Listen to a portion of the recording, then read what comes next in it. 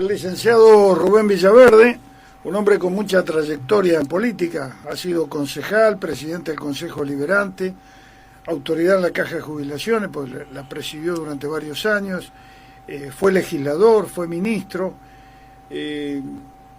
Vale la pena hablar. ¿Y ahora va a ser candidato a gobernador, dice usted? Y sería un buen candidato, un muy buen candidato. Los pergaminos los tiene todos. Todos. Buen día, Rubén. Buenos días, Osvaldo. Buenos días, Darío. ¿Qué tal, Rubén? Estar con ustedes. ¿Cómo anda? Bueno. Muy bien. Acá estamos, que contento con la lluvia, que viene bien para el campo, que estaba haciendo falta para los últimos triguitos que están terminando de madurar, para el maíz, que le estaba faltando un poco para la zona. Así que bueno, parece que es una bendición de Dios este día con la lluvia para la economía fundamental de la provincia, que es la agricultura y la agroindustria. Así que bueno, puede hacer que por lo menos nos acompañe el tiempo, porque el gobierno parece que no está muy dispuesto. ¿No está dispuesto a acompañarnos, decís vos? Y yo por lo que veo no, porque lamentablemente para la actividad agropecuaria sobre todo, las limitaciones son cada vez más. Fíjese que, por ejemplo, con un dólar paralelo que está arriba de los 170 pesos, el productor, cuando vende su producto, tiene un dólar de 50 pesos, y cuando tiene que comprar los insumos para la siembra, tiene que disponer de 150, 160 pesos por dólar. Es decir, que realmente la situación es muy complicada. Con todos los impuestos, las retenciones, las limitaciones, los problemas de infraestructura que durante todos estos años han afectado a la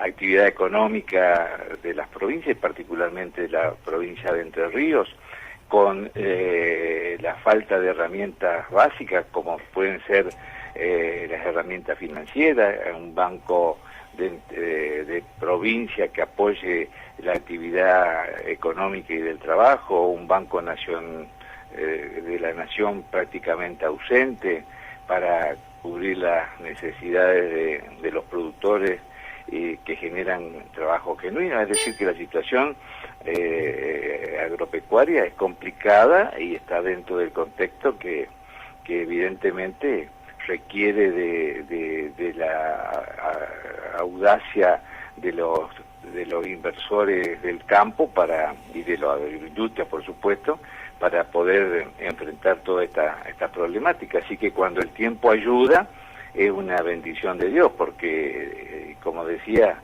las otras herramientas que debe aportar el Estado están ausentes totalmente. Rubén, usted formó parte yo le digo así, a lo mejor me excedo o pierdo objetividad, pero usted formó parte del último gobierno con ganas de hacer crecer Entre Ríos, y que me disculpen los que han venido detrás. Digo esto porque existieron los créditos a valor producto, porque en su momento todos los entrerrianos aportamos un impuesto de emergencia para salvar al Santa Elena, porque existió el IPTICAER, que fue el organismo que trató de reubicar parcelas y darle posibilidad sin la necesidad de que venga Graboy a hacer lo que hace. Un gobierno que se preocupó por buscar energía barata y se animó y puso lo que había que poner para cruzar con un caño con el gas a la provincia de Entre Ríos. Un gobierno que tuvo un banco de Entre Ríos que lo estatizó y lo puso de fomento para la producción. Un gobierno que al Instituto de Seguro lo transformó y lo puso para asegurar las cosechas de los entrerrianos, y cada crédito que se otorgaba en el Banco de Entre Ríos iba con la prenda de seguro del instituto. Un gobierno que se preocupó por la educación de los entrerrianos y puso en marcha la Facultad de Bioingeniería, que paralelamente a eso se crearon muchas carreras como la de enfermería, la de archivismo y otras tantas carreras que no las recuerdo en este momento. Después, el partido opositor se plantó en la vereda de enfrente a criticar los federales, por ejemplo, en el segundo gobierno, sin saber que ellos habían votado en la legislatura por unanimidad la creación de esa cuasimoneda. No se hacen responsables, no asumieron la responsabilidad que tenían. Y bueno, y de ahí para atrás, lo que podemos empezar a ver o sentir, que cada gobernador que se ha ido enriqueciendo sus bolsillos, o se dice que, bueno, las causas penales están, pero no avanzan, como en el caso de Uribarri, araña sin pata, nadie sabe cómo hizo la tela, dice que hay departamentos en Uruguay, ahora aparecen depósitos de algunos diputados en el Uruguay también. Ve todo esto y dice, ¿y cómo? ¿Por qué los entrerrianos no seguimos esa senda? ¿Qué nos pasó?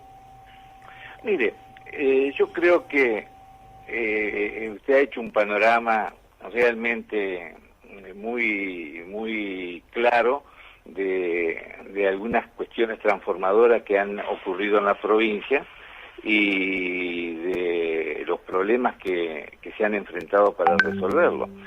Me parece que lo más importante que han tenido el gobierno provincial de que hacía referencia el doctor Montiel, tanto en la primera como en la segunda gestión, fue realizar un claro diagnóstico de dónde estaba la provincia. En el 83, recuerdo como si fuera hoy, cuando Montiel planteaba cómo salir de la situación insular de Entre Ríos. Es decir, estamos rodeadas de Entre Ríos como una isla prácticamente que por las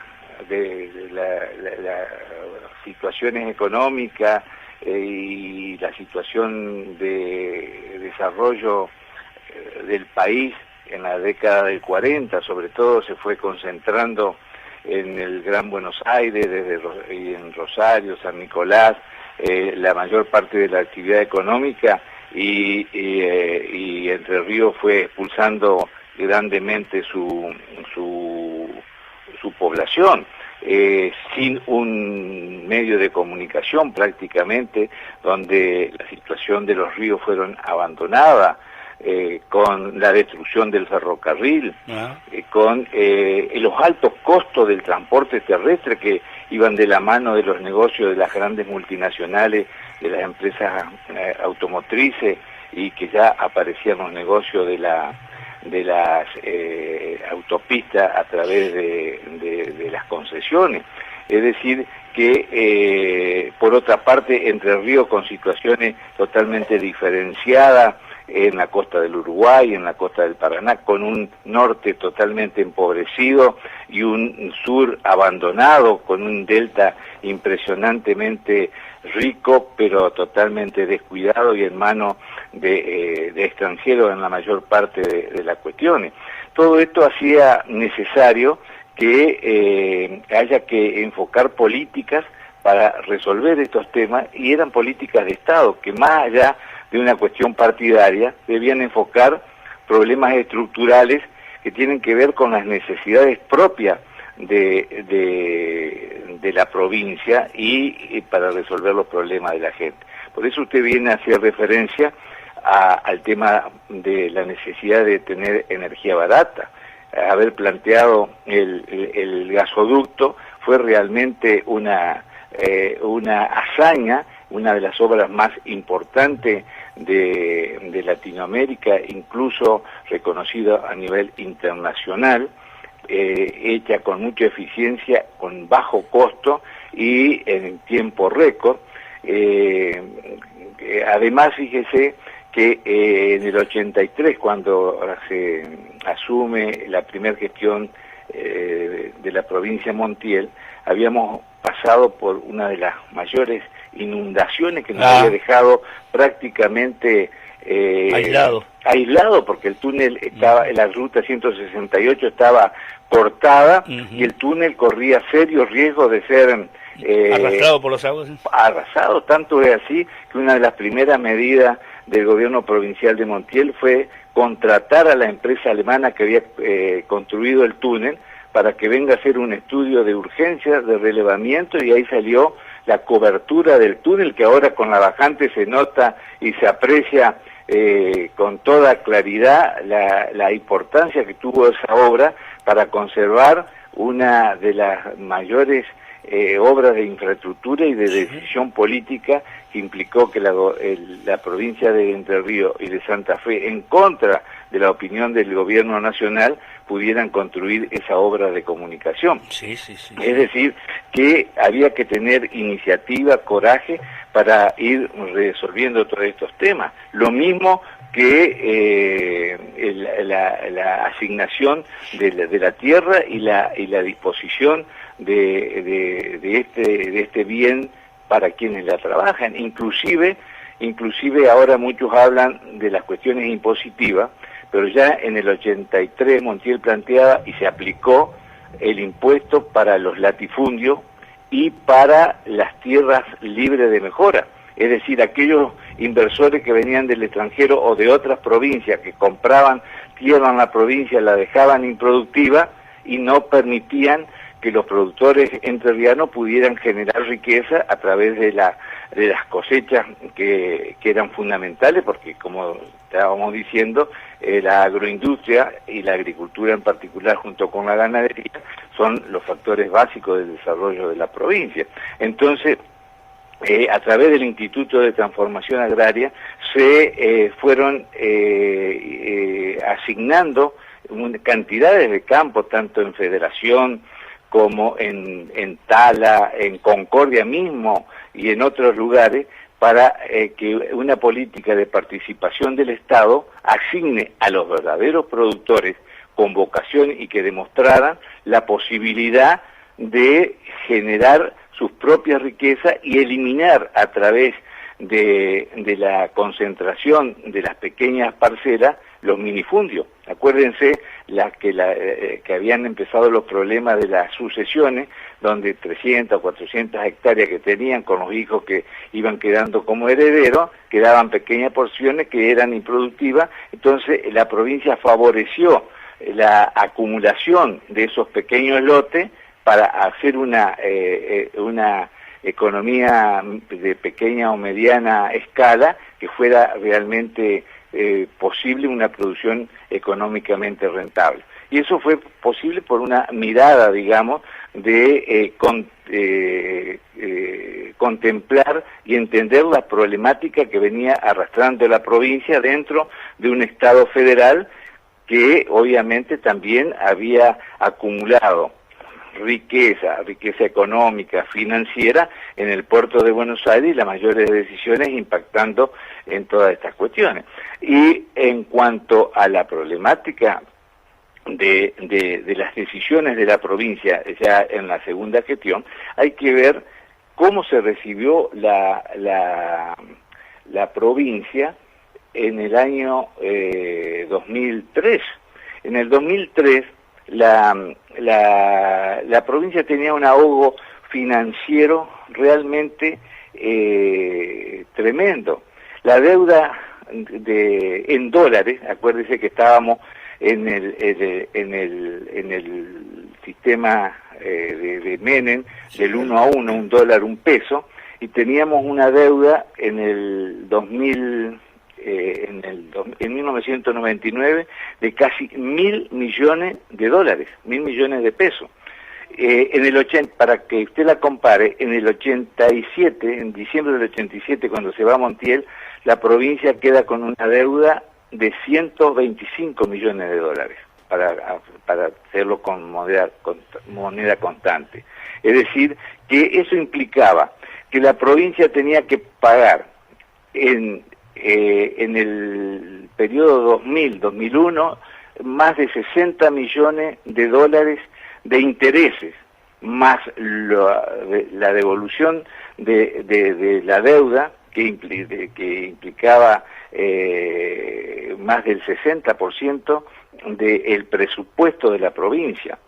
Para que tengamos una comparación, los intereses nada más de la deuda que había que pagar en la provincia implicaban 300 kilómetros de ruta o 2.500 viviendas, o aumentar el sueldo de la administración pública en un 20%. Fíjese la comparación que significaba, o el peso del tratamiento de la deuda que había asumido en el 2003, en el 99, perdón, la gestión de Montiel. Es más, Rubén, esa deuda era casi lo mismo que el presupuesto de la provincia. Exactamente. Y a su era vez, de 1.200 millones el presupuesto de la provincia y 1.000 millones era la deuda. En el primer año había que pagar 200 millones de dólares, 200 millones con un agravante, que cuando se produce la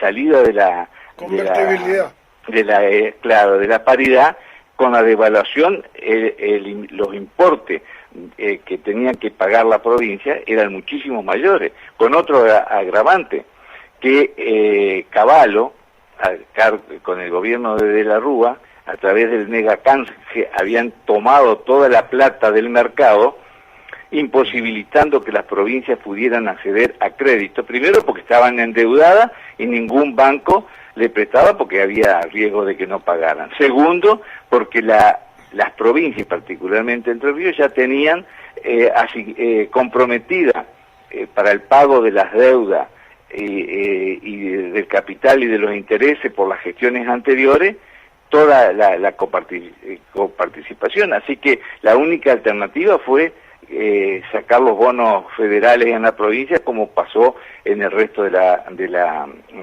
provincias, que hubo que sacar las cuasimonedas. 16. Con el problema que en la provincia la legislatura no aprobó la emisión completa de los federales, y eso implicó que no alcanzara para cubrir la totalidad de las necesidades que tenía la provincia para cubrir el pago de proveedores, pago de los sueldos y jubilaciones, es decir, que un combo que venía desde las gestiones anteriores. Había una estimación que se había hecho, que en las gestiones anteriores se fue de la provincia a un promedio de 300.000 toneladas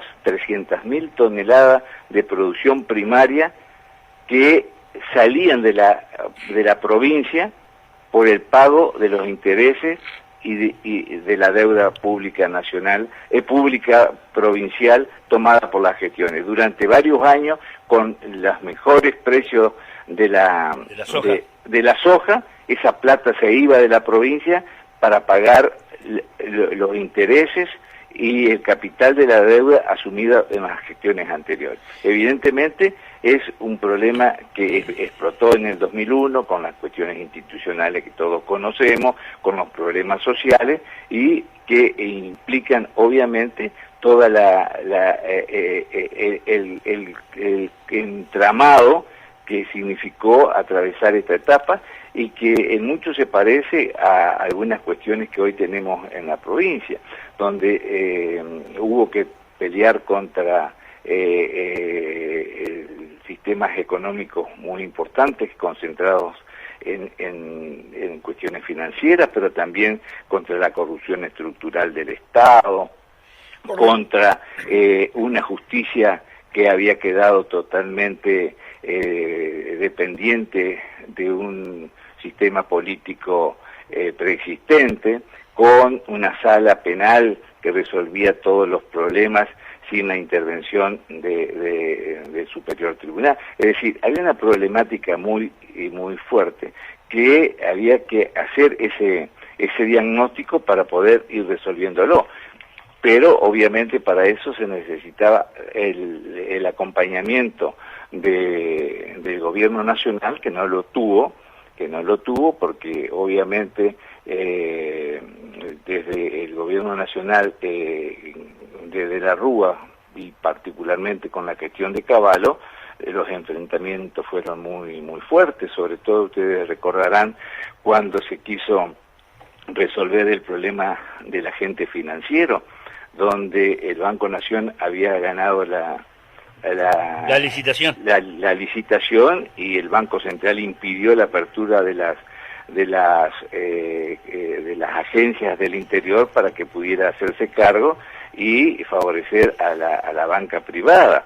Todas esas cuestiones tienen que ver con la quita de las atribuciones propias de la provincia y en beneficio de sectores concentrados, tanto económicos como financieros. Por eso es que el devenir de las políticas implicó llevar adelante todas estas cuestiones y sobre todo donde el diagnóstico que implicaba asumir una provincia implicaba también plantear políticas que necesitaban el consenso y el acompañamiento y no el oportunismo político de la oposición por la oposición misma, sobre todo de aquellos que habían generado los problemas estructurales para que la provincia pueda salir adelante. Es decir, lamentablemente, tanto, porque hay problemas que no son pues, de una cuestión partidaria, que son fundamentalmente de política de Estado y que no pueden tener las mezquindades para resolverla de aquellos que tienen responsabilidad de gobierno o que han estado a cargo de las gestiones, ¿no es cierto? Yo recuerdo que en aquellos años es cuando se produce la traición política, traición política de Julio Rodríguez Signi, que era diputado, junto con el diputado Burna de Federación, y andaba el gordito, también andaba Rogel también, ¿eh? Intentando destituir al gobernador, porque todo eso tenía un trasfondo, tapar algunas cuestiones que Villaverde ha sido muy generoso y hay una que no la dijo, tal vez no la conoce. En el año 99 Menem preguntó cómo puede tener Entre Ríos un déficit de 900 millones de dólares si es el equivalente a los ATN que le mandé. Entonces quiere decir que el déficit era el doble de lo que faltaba, entonces había que tapar todo eso. Y el que era presidente del bloque de diputados justicialistas era Uribarri. Se produce la unidad de intereses entre Julio Rodríguez Signi, el actual fiscal de Estado, Fontaneto, Lana Dan. Claro, se juntan entre varios y es donde se promueve aquel patatús político que terminó saliendo bastante bien dentro de todo, pero las intenciones eran otras. Yo lo digo abiertamente porque no le debo nada al señor Julio Rodríguez Signi ni al señor Uribarri, y la verdad existe por sobre todas las cosas.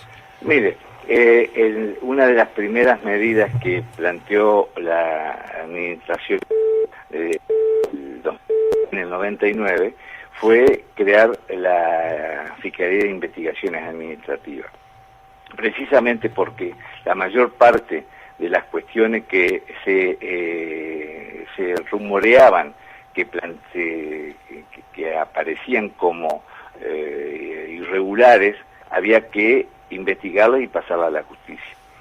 Lamentablemente, muchas de las denuncias que hizo la Fiscalía, a pesar de todas las cuestiones, cuando llegaron a la justicia quedaron en saco roto.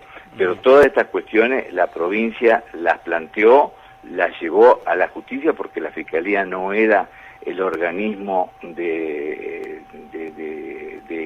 juzgar, sino de acercar al órgano jurisdiccional correspondiente para que lleve adelante todas estas actividades. Pero ¿qué va a llevar adelante si teníamos ya cooptada prácticamente en la mayor parte sobre todo en el superior tribunal y en las cámaras, por todo este tipo de problemas?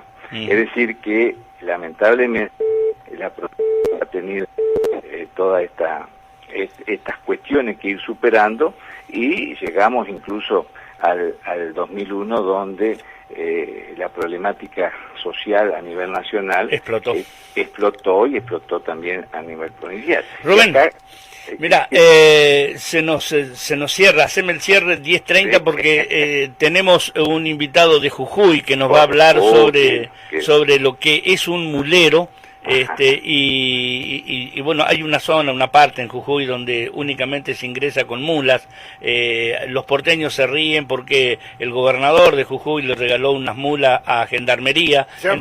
Llamas, entonces fuimos el hazmerreír, qué sé yo, qué sé cuánto, pero no saben, nadie les dijo, no entienden que hay lugares de la profunda Argentina donde únicamente se ingresa con llamas, y bueno, de esto nos va a hablar un señor Calvetti de Jujuy, que es un invitado que tiene Osvaldo en el programa. Sí. Lamentablemente se nos va el tiempo, ¿me entendés? Lo que le pido a Rubén Villaverde es que retomemos esta conversación, porque hay temas que hacen al Poder Judicial y su ineficacia deliberada. ¿Querés que lo programemos para el sábado que viene? En algún sábado antes que termine el año, y vamos a ir destacando algunas cositas, porque es bueno que la población sepa quiénes son y cuáles son los estudios jurídicos que tienen injerencia sobre el funcionamiento de los tribunales. Bueno, cómo no. Rubén, no sé, redondeame finalmente el concepto que estabas vos. Yo quiero agradecerle a ustedes la posibilidad de charlar sobre estas cuestiones y sobre todo refrescar algunas cuestiones que tienen que ver con la provincia, su larga historia, la historia del radicalismo, de los gobiernos radicales sobre la instrumentación de políticas sociales, de participación del trabajo, de defensa del trabajo, de la empresa, educación. No hicimos referencia, por ejemplo, a una transformación extraordinaria de la provincia como es la creación de la UADER, o, por ejemplo, la defensa de los trabajadores públicos y del comercio a través de la creación de CREER, y la defensa del Instituto del Seguro, que se estuvo a punto de privatizar en el 99, digamos, justo para la defensa. Se le escapó a Lanís lo quería privatizar. Exactamente, el Estado tiene que tener presencia para resolver y encauzar todo este tipo de problemas, pero dejar que la actividad privada pueda generar los mecanismos de empleo, de riqueza, para que puedan pagar los impuestos y con esos impuestos solventar la educación, la salud, la justicia, la seguridad que tanto nos hace falta en nuestra sociedad actual. Así que señor, yo le agradezco mucho el tiempo y por supuesto quedo a entera disposición para lo que pueda ser de utilidad. Gracias, Rubén Villaverde. Un abrazo, Rubén. Un abrazo para usted. Buen fin de semana.